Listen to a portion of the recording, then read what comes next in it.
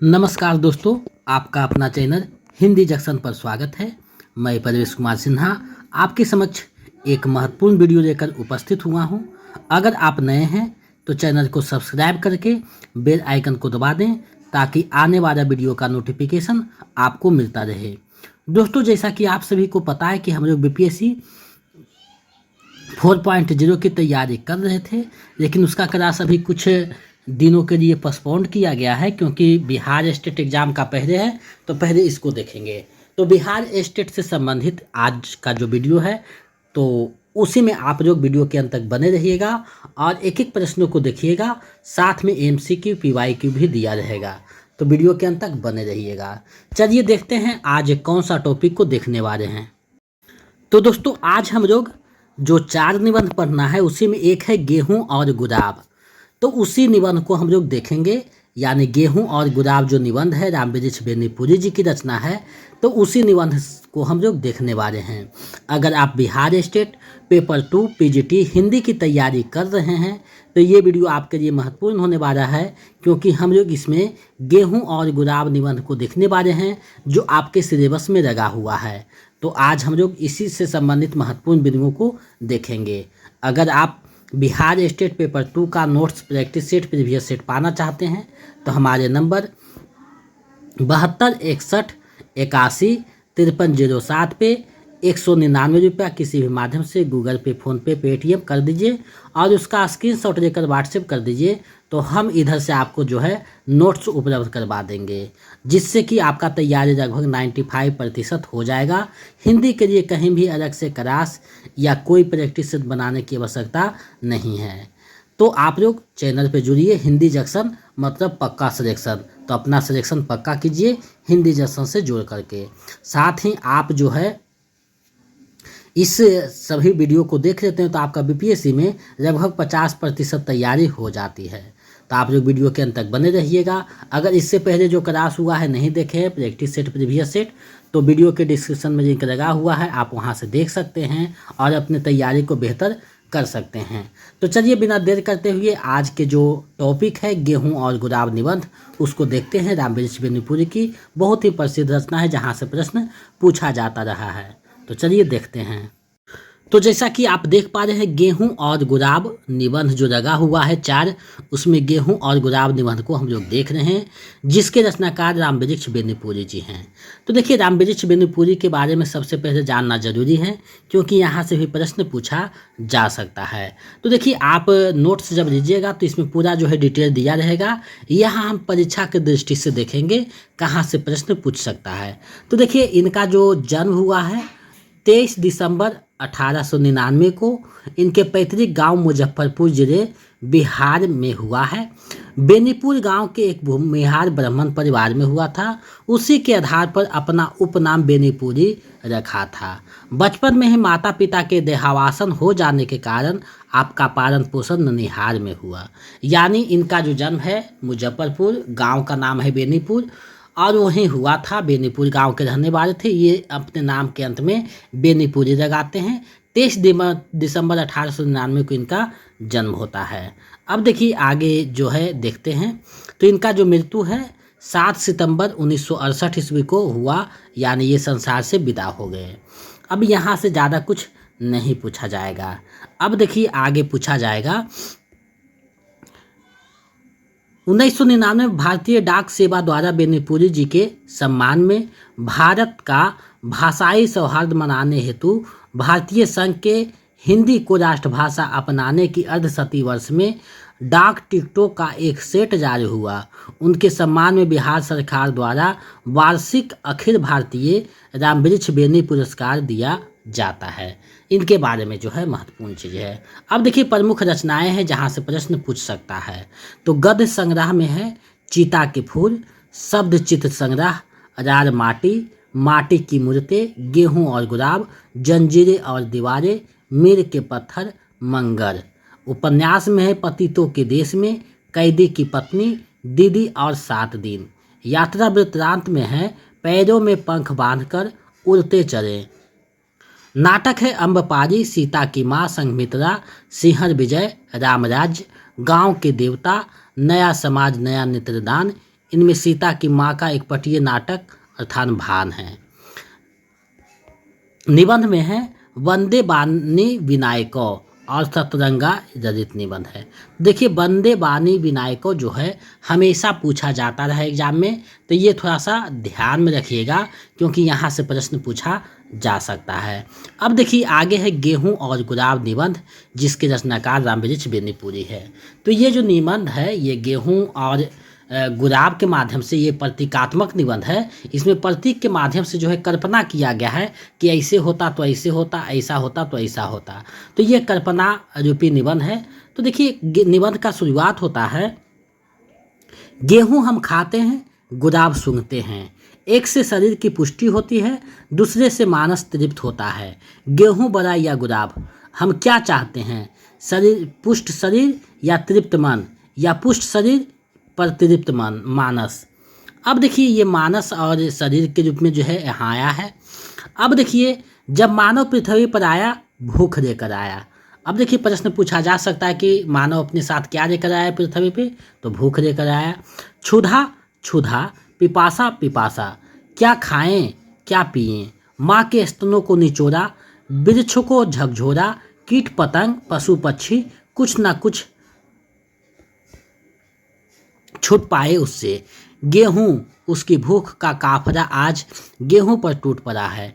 गेहूं उपजाओ गेहूं उपजाओ गेहूं उपजाओ, मैदान जोते जा रहे हैं, बाग उजारे जा रहे हैं गेहूं के लिए।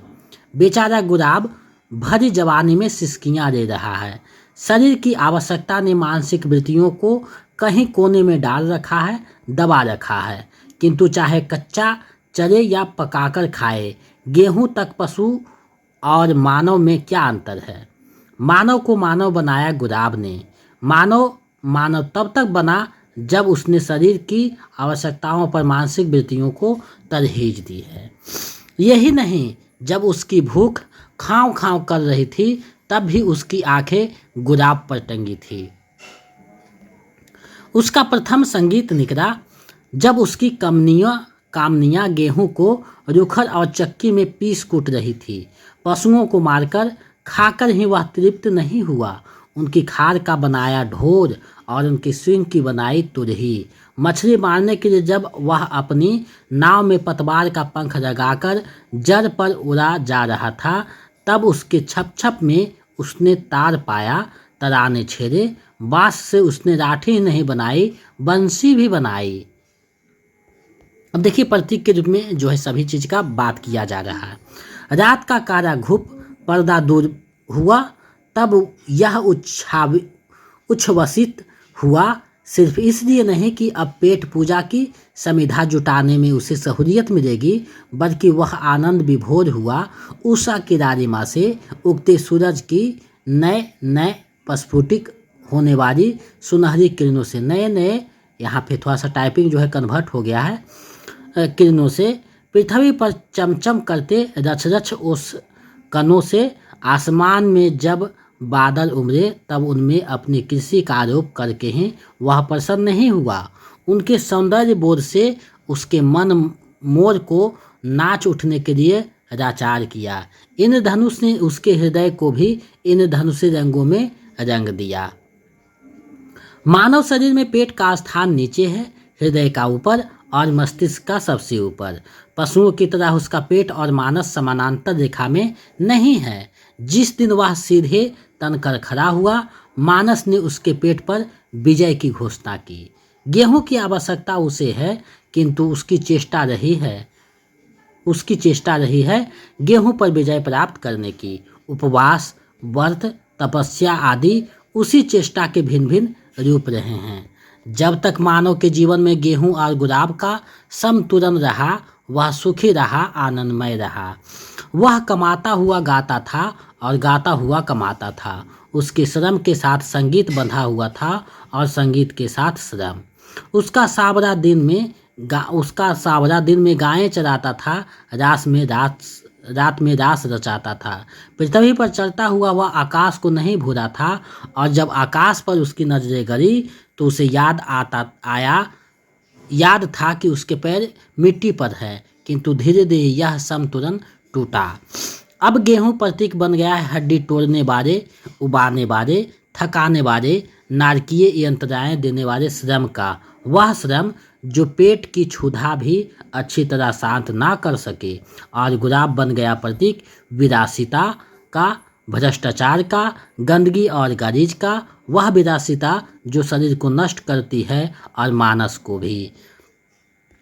अब उसके सावरे ने हाथ में शंख और चक्र दिए, नतीजा महाभारत और यदुवंशियों का सर्वनाश। वह परंपरा चली आ रही है, आज चारों ओर महाभारत है, गृह युद्ध है, सर्वनाश है, महानाश है। गेहूं सिर धुन रहा है खेतों में, गुलाब रो रहा है बगीचों में, दोनों अपने अपने पालनकर्ताओं के भाग्य पर, दुर्भाग्य पर। चलो पीछे मुड़ो, गेहूं और गुलाब में हम एक बार फिर संतुलन स्थापित करें। किंतु मानव क्या पीछे मुड़ा है, मुड़ सकता है? यह महायात्री चलता रहा है, चलता रहेगा।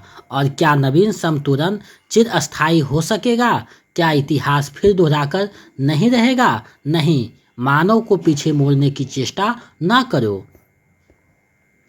अब गुलाब और गेहूं में फिर संतुलन लाने की चेष्टा में सिर खपाने की आवश्यकता नहीं। अब गुलाब गेहूं पर विजय प्राप्त करे, गेहूं पर गुलाब की विजय, चिर विजय। अब नए मानव की नई आकांक्षा हो। क्या यह संभव है? बिल्कुल 16 आने संभव है। विज्ञान ने बता दिया है यह गेहूं क्या है, और उसने यह भी जता दिया है कि मानव में यह चिर बुभुक्षा क्यों है। गेहूं का गेहूत्व क्या है हम जान गए हैं, यह गेहूत्व उसमें आता कहाँ से है हमसे यह भी छिपा नहीं है। पृथ्वी और आकाश के कुछ तत्व एक विशेष प्रक्रिया के पौधों की वानियों में संग्रहित होकर गेहूं बन जाते हैं। उन्हीं तत्वों की कमी हमारे शरीर में भूख नाम पाती है। क्यों पृथ्वी की कुराई जुताई गुड़ाई, हम पृथ्वी और आकाश के नीचे इन तत्वों को क्यों ना ग्रहण करें? यह तो अनहोनी बात, यूटोपिया। हाँ, यह अनहोनी बात यूटोपिया तब तक नहीं बनी रहेगी जब तक मानव संहार कांड के लिए ही आकाश पाताल एक करता रहेगा। जो ही उसने जीवन की समस्याओं पर ध्यान दिया, यह बात हस्त मरकतवत सिद्ध होकर रहेगी। और विज्ञान को इस ओर आना है, नहीं तो मानव का क्या, सर्व ब्रह्मांड का संहार निश्चित है। विज्ञान धीरे धीरे इस ओर भी कदम बढ़ा रहा है। कम से कम इतना तो अवश्य ही कर देगा कि गेहूं इतना पैदा हो कि जीवन की परम आवश्यक वस्तुएं हवा पानी की तरह इफरात हो जाए। बीज, खाद, सिंचाई, जुताई के ऐसे तरीके और किस्म आदि तो निकलते ही जा रहे हैं जो गेहूं की समस्या को हल कर दे। प्रचुरता, शारीरिक आवश्यकताओं की पूर्ति करने वाले साधनों की प्रचुरता की ओर आज का मानव प्रभावित हो रहा है। प्रचुरता एक प्रश्न चिन्ह है। क्या प्रचुरता मानव को सुख और शांति दे सकती है? हमारा सोने का हिंदुस्तान, यह गीत गाइए, किंतु यह न भूलिए कि यहाँ एक सोने की नगरी थी जिसमें राक्षसता निवास करती थी, जिसे दूसरे की बहु बेटियों को उड़ा जाने में तनिक भी झिझक नहीं थी। राक्षसता जो रक्त पीती थी, जो अभक्ष्य खाती थी, जिसके आकाय शरीर था, 10 सिर थे, जो 6 महीने सोती थी। गेहूं बड़ा परवर है, वह बहुत दिनों तक हमें शरीर का गुलाम बनाकर रखना चाहेगा। पेट की क्षुधा शांत कीजिए तो वह वासनाओं की क्षुधा जागृत कर बहुतों दिनों तक आपको तबाह करना चाहेगा। जो प्रचुरता में भी राक्षसता ना आवे, इसके लिए क्या उपाय? अपनी मनोवृत्तियों को बस में करने के लिए आज का मनोविज्ञान 2 उपाय बताता है। इंद्रियों के संयमन की ओर वृत्तियों की उधरगामी करने की। संयमन का उपदेश हमारे ऋषि मुनि देते आए हैं, किंतु इसके बुरे नतीजे भी हमारे सामने हैं। बड़े बड़े तपस्वियों की लंबी लंबी तपस्याएं एक रंभा, एक मेनका, एक उर्वशी की मुस्कान पर स्खलित हो गई है। आज भी देखिए, गांधी जी के 30 वर्ष के उपदेशों और आदेशों पर चलने वाले हम तपस्वी किस तरह दिन दिन नीचे गिरते जा रहे हैं। अब देखिए, यहाँ बात किया जा रहा है निबंध में कि जो बहुत बड़े बड़े जो तपस्वी हुए और लंबी लंबी तपस्याएं की है, वो एक रंभा, मेनका और उर्वशी की मुस्कान पे स्खलित हो गई। तो ये प्रश्न पूछा जा सकता है कि रंभा, मेनका और उर्वशी जो थी उसका जो है हाथ किस निबंध में चर्चा किया गया है, तो गेहूं और गुलाब में किया गया है। अब आगे बढ़ते हैं, कुछ और है उसको देख लेते हैं। इसलिए उपाय एकमात्र है वृत्तियों को उधरगामी करने का, कामनाओं को स्थूल वासनाओं की पूर्ण प्रभुता स्थापित हो गेहूं पर गुलाब की, गेहूं के बाद गुलाब, बीच में कोई दूसरा टिकाव नहीं, ठहराव नहीं। गेहूं की दुनिया खत्म होने जा रही है, वह दुनिया जो आर्थिक और राजनीतिक रूप में हम सब पर छाई है, जो आर्थिक रूप से रक्त पीती रही, राजनीतिक रूप में रक्त बहाती रही। अब दुनिया आने वाली है जिसे हम गुलाब की दुनिया कहेंगे। गुलाब की दुनिया, मानस का संसार, संस्कृति जगत। आहा, कैसा वह शुभ दिन होगा जब हम स्थूल शरीर आवश्यकताओं की जंजीर तोड़कर सूक्ष्म मानव जगत का नया रूप बनाएंगे, जब गेहूं से हमारा पिंड छूट जाएगा और हम गुलाब की दुनिया में स्वच्छंद विहार करेंगे। गुलाब की दुनिया, रंगों की दुनिया, सुगंधों की दुनिया। भौहें नाच रहे हैं, गूंज रहे, फूल सूंघनी फुदक रही, चहक रही, नृत्य गीत आनंद उछाह, कहीं गंदगी नहीं, कहीं कुरूपता नहीं। आंगन में गुलाब, खेत में गुलाब, गारों पर गुलाब खिल रहे, आँखों से गुलाब झाँक रहे। जब सारा मानव जीवन रंगमय, सुगंधमय, नृत्यमय, गीतमय बन जाएगा, वह दिन कब आएगा? वह आ रहा है, क्या आप देख नहीं रहे? कैसी आंखें हैं आपकी, शायद उन पर गेहूं का मोटा पर्दा पड़ा हुआ है। पर्दे को हटाइए और देखिए, वह अलौकिक स्वर्गिक दृश्य इसी रुख में अपनी इस मिट्टी की पृथ्वी पर हैं। शौक के दीदार अगर हैं तो नज़र पैदा कर। अब देखिए, महत्वपूर्ण जो बिंदु है उसको हम लोग देख लेते हैं।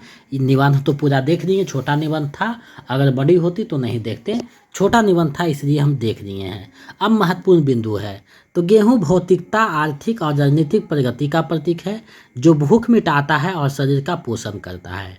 गुलाब मानसिक तृप्ति, सौंदर्य, संस्कृति और भावात्मक दुनिया का प्रतीक है। मानव शरीर में पेट का स्थान नीचे है, हृदय उसके ऊपर है और मस्तिष्क जो है सबसे ऊपर है। लेखक गेहूं पर गुलाब की अर्थात शरीर पर मन की और भौतिक पर सांस्कृतिकता की विजय की बात करते हैं।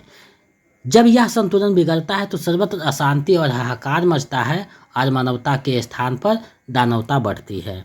लेखक के अनुसार गेहूं की स्थूल दुनिया समाप्त होगी और गुलाब के रंग, सुगंध और सौंदर्य की दुनिया का आरंभ होगा, जो संस्कृति और भावना का युग होगा। अब देखिए, इससे जो संबंधित महत्वपूर्ण MCQ है उसको देखते हैं। निबंध को रचनाकार से संबंधित और महत्वपूर्ण बिंदु जो निबंध से संबंधित था उसको देखे हैं। अब PYQ MCQ को देखेंगे। ये सारे जो प्रश्न हैं MCQ है और लगभग इसमें आधे प्रश्न हैं जो PYQ है, यानी कहीं ना कहीं पूछे गए हैं। अब एक एक प्रश्न को हम लोग देखते चलेंगे, आप लोग वीडियो के अंत तक बने रहिएगा और 25 जो प्रश्न है उसको देखिएगा आपका कितना इसमें सही होता है। पहला प्रश्न सामने है, गेहूं और गुलाब निबंध के रचनाकार कौन हैं? तो गेहूं और गुलाब जो निबंध है उसके रचनाकार कौन है? तो रामवृक्ष बेनीपुरी जी हैं, ऊपर आप लोग पढ़ें, विकल्प क जो है सही हो जाएगा। आगे बढ़ते हैं, गेहूं और गुलाब कैसा निबंध है? तो देखिए, गेहूं और गुलाब जो निबंध है वो प्रतीकात्मक निबंध है, यानी विकल्प ख जो है सही हो जाएगा, प्रतीकात्मक निबंध है। आगे है, गेहूं और गुलाब निबंध के अनुसार पृथ्वी पर मानव अपने साथ क्या लेकर आया है? तो गेहूं और गुलाब के निबंध के अनुसार पृथ्वी अपने पर मानव जो है अपने साथ भूख और प्यास लेकर के आया है। अब देखिए, यहाँ प्रश्न पूछ सकता है, अगर सिर्फ भूख देगा तो वो ही सही हो जाएगा, तो आपको ये नहीं सोचता है कि भूख प्यास दोनों रहेगा तभी ये सही होगा, तो विकल्प ग इसका सही हो जाएगा। आगे है, गेहूं और गुलाब निबंध के अनुसार किसके लिए मैदान जो है जोते जा रहे हैं, बाग उजारे जा रहे हैं? तो इस निबंध के अनुसार गेहूं के लिए जो है मैदान जोते जा रहे हैं, बाग उजारे जा रहे हैं, तो विकल्प ख जो है सही हो जाएगा। आगे बढ़ते हैं, आगे है, गेहूं और गुलाब निबंध के अनुसार कौन भरी जवानी में सिसकियां दे रहा है? तो देखिए, भरी जवानी में सिसकियां देने के बाद गुलाब की गई है, तो विकल्प घ जो है सही हो जाएगा। इस निबंध में गेहूं किसके प्रगति के प्रतीक हैं? तो गेहूं जो है भौतिक, आर्थिक और राजनीतिक तीनों के जो है प्रगति का प्रतीक है, तो विकल्प घ जो है सही हो जाएगा इनमें से सभी। आगे है, इस निबंध में गुलाब किसके प्रगति का प्रतीक है? तो गुलाब जो है प्रतीक माना गया है वो कला, मानसिक और सांस्कृतिक प्रतीक जो है माना गया है, तो विकल्प घ जो है सही हो जाएगा। रामवृक्ष बेनीपुरी का जन्म कब हुआ? तो देखिए, रामवृक्ष बेनीपुरी जी का जन्म 1899 में होता है, तो विकल्प घ जो है सही हो जाएगा। आगे बढ़ते हैं, प्रश्न सामने है। गेहूं और गुलाब निबंध के अनुसार मानव को मानव किसने बनाया? तो मानव को मानव बनाने का काम गुलाब किया है, यानी विकल्प ख जो है सही हो जाएगा। गुलाब ने मानव को मानव बनाया है, तो विकल्प ख सही हो जाएगा। चलिए आगे बढ़ते हैं। हम लोग निबंध सवाल सेक्शन को देख रहे हैं और हम कोशिश कर रहे हैं कि जितना जल्दी आपका क्लास ख़त्म हो जाए। तो दिन भर में हम 2 से 3 वीडियो डाल रहे हैं। 2 स्टेट पेपर 2 के लिए और 1 स्टेट पेपर 1 के लिए। तो 10-12 तारीख तक टारगेट किए हैं कि आपका क्लास ख़त्म हो जाए। हम मेहनत कर रहे हैं, लगे हुए हैं, और कहाँ तक सफल होते हैं ये तो खुद बताएगा, समय बताएगा। और हो सकता है कल 3 वीडियो भी जा सकता है, तो आप इसको देखिएगा। इस निबंध के अनुसार मानव शरीर में पेट का स्थान कहाँ है? तो इस निबंध के अनुसार मानव शरीर में जो पेट का स्थान है वो कहाँ है? तो सबसे नीचे है, उसके ऊपर हृदय है और सबसे ऊपर जो है मस्तिष्क का है, तो विकल्प ग जो है सही हो जाएगा। इस निबंध के अनुसार सबसे ऊपर किसका स्थान है? तो सबसे ऊपर जो स्थान है वो मस्तिष्क का है, यानी विकल्प घ जो है सही हो जाएगा। अब गेहूं किसका प्रतीक बन गया है? तो अब जो गेहूं है तोड़ने वाले, उबाने वाला और थकाने वाला का प्रतीक बन गया है, तो विकल्प घ जो है सही हो जाएगा इनमें से सभी। आगे बढ़ते हैं। अब गुलाब किसका प्रतीक बन गया है? तो अब गुलाब जो है गरीज, भ्रष्टाचार और गंदगी सभी का जो है प्रतीक बन गया है, विकल्प घ जो है सही हो जाएगा। क्या प्रचुरता मानव को सुख और शांति दे सकती है? यह किस निबंध से लिया गया है? क्या प्रचुरता मानव को सुख और शांति दे सकती है? यह किस निबंध से लिया गया है आपको बताना है। तो ये जो निबंध से लिया गया है वो गेहूं और गुलाब निबंध से लिया गया है, यानी विकल्प ख जो है सही हो जाएगा। आगे बढ़ते हैं, प्रश्न आपके सामने है। कैसा वह शुभ दिन होगा, हम स्थूल शारीरिक आवश्यकताओं की जंजीर तोड़कर सूक्ष्म मानव जगत का नया रुख बनाएंगे। उक्त पंक्ति किस निबंध से लिया गया है? तो ये जो पंक्ति है किस निबंध से लिया गया है आपको बतानी है। तो ये जो पंक्ति दिया गया है ये गेहूं और गुलाब निबंध से दिया गया है, तो विकल्प ग जो है सही हो जाएगा। यहाँ देखिए, एक टॉपिक के प्रश्न होते हैं तो आपके सभी प्रश्न सही होने चाहिए। एकागो गलत हो जाए कोई बात नहीं, लेकिन जब वहाँ हर एक टॉपिक का जब प्रश्न एक साथ मिल जाएगा प्रैक्टिस सेट में, तो आपका वहाँ गलत होने की संभावना बढ़ जाएगी। तो आप ये नहीं सोचिए कि मेरा 35 में 35 सही हो रहा है तो हम सब कुछ जान रहे हैं। आपको फिर भी प्रैक्टिस करते रहना है, रिवीजन करते रहना है, क्योंकि जब वहाँ प्रश्न एक साथ मिलेंगे और आपके पास समय कम होंगे और एग्ज़ाम हॉल में जब आप बैठिएगा तो आपका दिमाग जो है सोचने पे मजबूर हो जाएगा और जानते हुए आप चीज़ों को गलत बनाइएगा। तो ये जो है रिवीजन करते रहिएगा, तभी आपका जो है तैयारी बेहतर हो सकेगा। आगे गेहूँ और गुलाब में लेखक की क्या इच्छा है? तो देखिए, गेहूँ और गुलाब में लेखक की इच्छा क्या है? तो गेहूँ पर गुलाब की पूर्ण प्रभुता स्थापित हो, बिल्कुल सही बात है। तपस्या करने की, वृत्तियों को उधरगामी करने की, तो देखिए वृत्तियों को उधरगामी करने की और इसका जो है गेहूं पर गुलाब की पूर्ण प्रभुता स्थापित हो, इसकी बात की गई है। तो विकल्प क और ग जो है सही हो जाएगा। तो देखिए यहाँ पे जो विकल्प बनाया गया है क और ख है, इसके जगह पे ग होगा, ये थोड़ा सा टाइपिंग मिस्टेक है, तो विकल्प घ जो है सही हो जाएगा। गेहूं पर गुलाब की पूर्ण प्रभुता स्थापित हो और वृत्तियों को उधरगामी करने की, तो विकल्प घ जो है सही हो जाएगा। आगे है, गुलाब किसका प्रतीक बन गया है?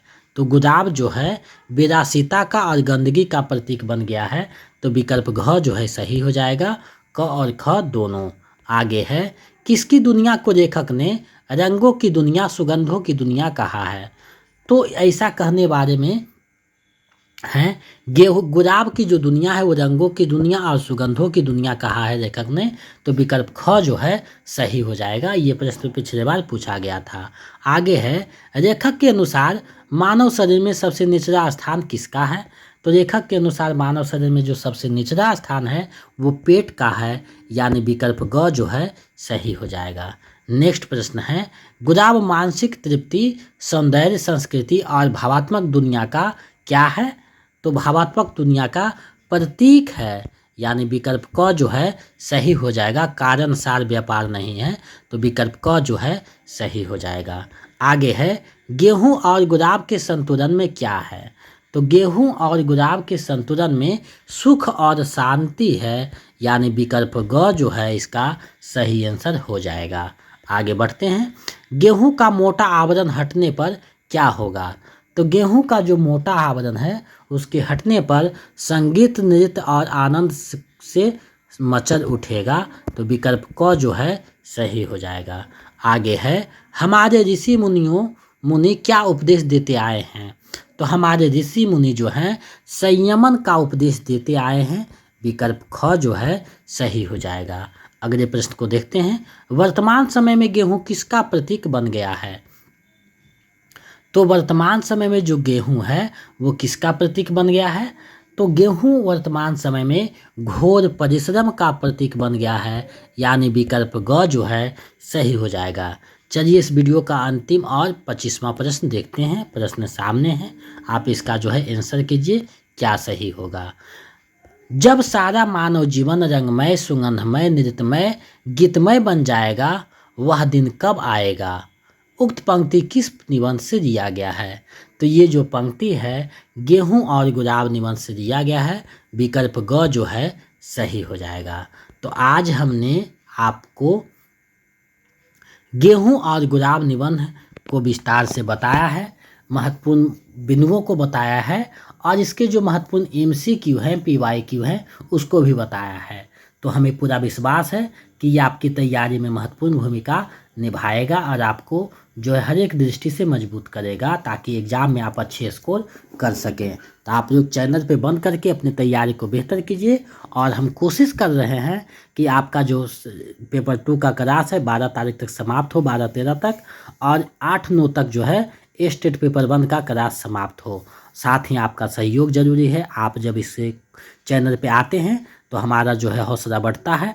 आप लोग ज़्यादा से ज़्यादा जो है यहाँ पे आइए और अपनी तैयारी को बेहतर कीजिए, और साथ ही हम भी ये कोशिश करेंगे कि आपका जो तैयारी है वो 100% जो है हिंदी का संपूर्ण हो जाए। तो हम कोशिश में लगे हुए हैं, आप भी साथ दीजिए। दोनों जब साथ चलेंगे तो सारा चीज़ होता चला जाएगा। तो आज के लिए बस इतना ही। अगर आप नोट्स प्रैक्टिस सेट पाना चाहते हैं तो हमारे नंबर 72 61 81 53 07, इस पर जो है स्टेट पेपर 1 के लिए 149 रुपया, स्टेट पेपर 2 के लिए 199 रुपया, स्टेट पेपर 1, 2 दोनों के लिए 299 रुपया और BPSC के लिए 249 रुपया किसी भी माध्यम से गूगल पे, फ़ोन पे, पेटीएम पेमेंट कीजिए और उसका स्क्रीनशॉट लेकर इस नंबर पर व्हाट्सएप कर दीजिए, तो हम इधर से आपको नोट्स उपलब्ध करवा देंगे।